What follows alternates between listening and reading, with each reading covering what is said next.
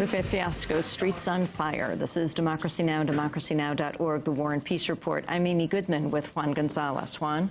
Well, tonight, Washington University in St. Louis, Missouri will host the first and only vice presidential debate between Alaska Governor Sarah Palin and Delaware Senator Joseph Biden. The debate will be moderated by Gwen Ifill of PBS. Senator McCain and Governor Palin have been sowing doubts about how fair Ifill will be because of a book she's writing that's called Breakthrough: Politics and Race in the Age of Obama. The McCain campaign and right-wing pundits allege that Ifill might be biased in favor of Senator Obama. What's missing, however, is any concern about the fairness of the very structure of the debate.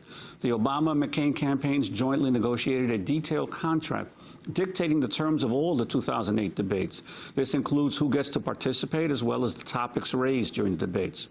But the contract remains a secret, and the Commission on Presidential Debates, a private corporation created by the two major parties, has refused to release the contract to the public. Open Debates is a nonprofit committed to democratizing the presidential debate process. Last month, Open Debates and 9 other pro-democracy groups called on the Commission to make the contract public.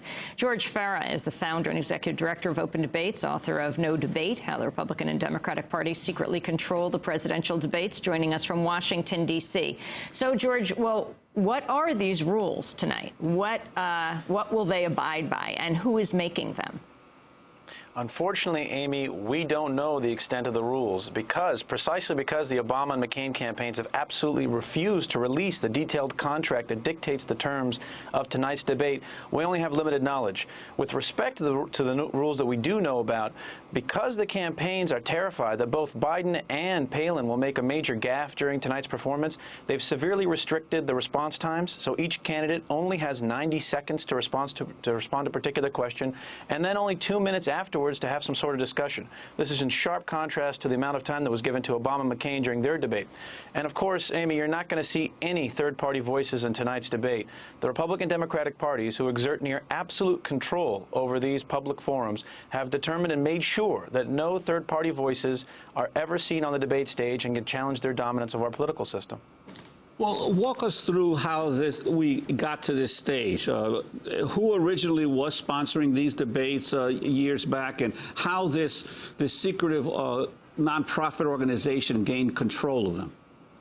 We used to have a fantastic, genuinely nonpartisan presidential debate sponsor, the League of Women Voters. From 1976 until 1984, the League of Women Voters hosted our most important public forums, and they made sure the debates served the public interest rather than the interest of any political party, and they had the guts to stand up to the two major parties. In 1980, for example, former Republican Congressman John Anderson ran as an independent for the President of the United States.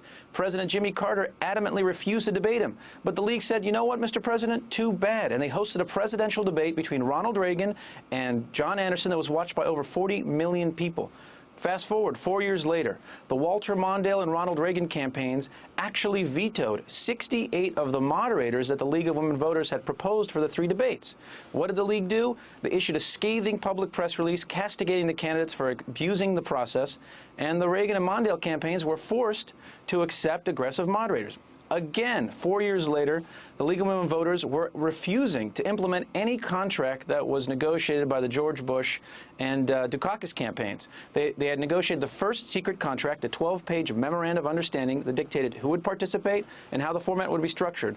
The League said, you this mean is an outrage. that was longer than the initial proposal for the $700 billion bailout? 9 pages longer. And they absolutely refused to implement the contract. Well, guess what? The parties did not like the fact that an uppity women's organization, pro-democracy, was telling their boys who could participate in their debates and under what condition. And so in 1987, they created this private corporation called the Commission on Presidential Debates. It sounds like a government agency. It's not. And every 4 years, it awards absolute control to the Republican and Democratic parties over our political forums. And who sponsors this organization? Well, that makes things even worse. Unfortunately, much of the money that finances the presidential debates that are hosted by the Commission on Presidential Debates are private corporations that have regulatory interest before Congress. Anheuser-Busch has spent the most money of any company in the United States on presidential debates, which is partly why every 4 years we get a debate in St. Louis, and we don't have a debate this year in New Orleans, which is dying for a debate, and massive civic groups were demanding the debate be held there to highlight some of Katrina's problems. another consequence of corporate sponsorship is that the corporations are able to give a contribution this way to both parties. You know, we have limitations in this country. Corporations can't give direct contributions to the candidates. Well, the commission provides an end runaround.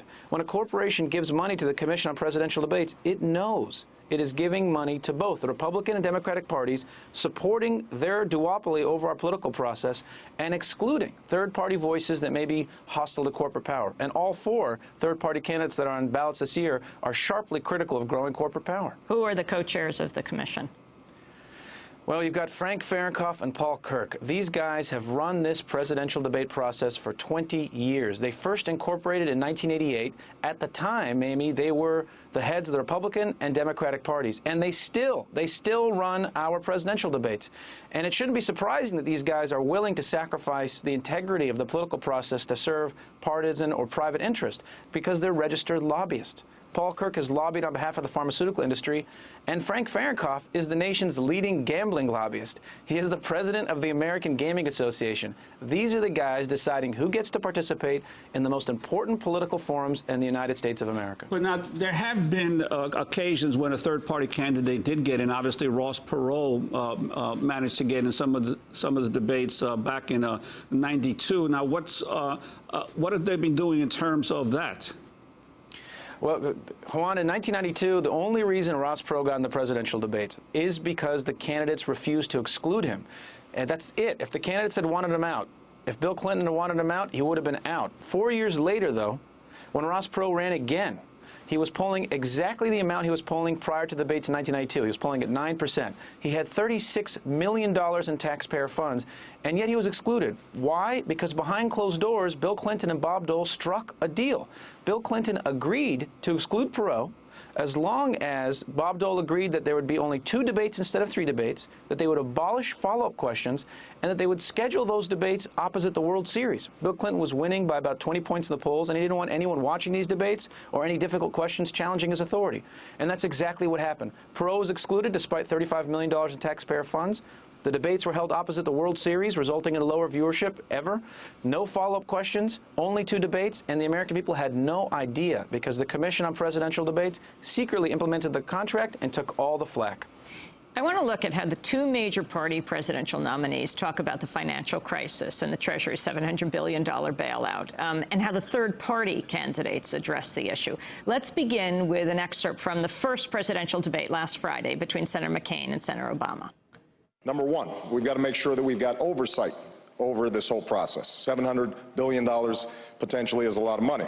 Number two, we've got to make sure that taxpayers, when they are putting their money at risk, have the possibility of getting that money back and gains if the market and when the market returns. We have finally seen Republicans and Democrats sitting down and negotiating together and coming up with a package. This package has transparency in it, options for loans to failing businesses rather than the government taking over those loans. It has to have a package with a number of other essential elements to it. So the 2 major presidential party candidates agree on the bailout. Now let's listen to some of the other presidential candidates who were not included in Friday's debate, what they had to say.